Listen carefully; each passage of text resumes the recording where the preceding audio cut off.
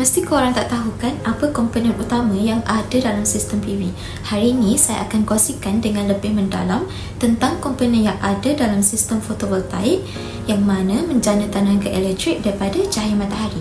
Jom kita tengok. Pertama sekali, komponen paling utama ialah panel solar. Panel ini terdiri daripada banyak sel fotovoltaik yang diperbuat daripada bahan semikonduktor seperti silikon.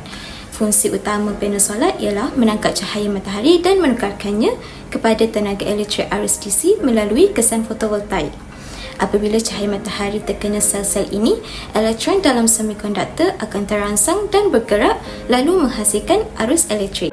Peranan utama inverter ialah menukarkan arus terus DC yang dijana oleh panel solar kepada arus ulang alik AC yang digunakan oleh kebanyakan peralatan elektrik di rumah atau permis perniagaan. Tanpa inverter, tenaga yang dijana oleh panel tidak dapat digunakan secara langsung. Selain itu, inverter juga berfungsi memantau prestasi sistem dan memastikan ia beroperasi dengan cekap serta stabil setiap masa. Ada berapa jenis inverter? Inverter ada 3, iaitu string inverter, micro inverter dan hybrid inverter. Kalau korang nak sistem yang boleh simpan tenaga, hybrid inverter ini memang sangat sesuai. Yang ni optional tapi sekarang dah ramai yang tambah, iaitu bateri. Bateri ini berfungsi untuk menyimpan lebihan tenaga elektrik yang dihasilkan pada waktu siang supaya digunakan pada waktu malam atau ketika cuaca mendung. Sistem bateri sangat penting kerana ia membantu mengekalkan bekalan tenaga tanpa gangguan dan mengurangkan kebergantungan kepada grid elektrik konvensional.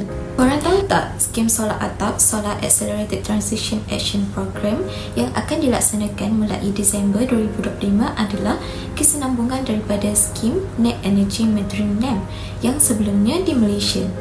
Antara kelebihan skim solar atap ialah konsep sama seperti NEM di mana lebihan tenaga solar yang dihasilkan dapat disalurkan kembali ke grid sebagai offset, memberikan kredit kepada pengguna. Yang kedua, ciri tambahan yang lebih kompetitif berbanding program solar self-consumption iaitu SELCO. Yang ketiga, pengguna dibenarkan memasang sistem solar sehingga 100% daripada keperluan maksimum tenaga mereka tanpa sekatan kapasiti yang membolehkan penggunaan tenaga solar sepenuhnya. Bayangkan bil elektrik ratus-ratus setiap bulan boleh turun jadi bawah RM50. Selain jimat, anda juga bantu kurangkan pencemaran dan sokong tenaga hijau untuk masa depan yang lebih bersih. Yang paling penting, skim ini disokong oleh kerajaan jadi ia selamat, sah dan berbaloi untuk jangka masa panjang. Kalau korang tengah plan nak pasang sistem solar untuk rumah, boleh je kontak kami dekat Solar Timur. Bye-bye!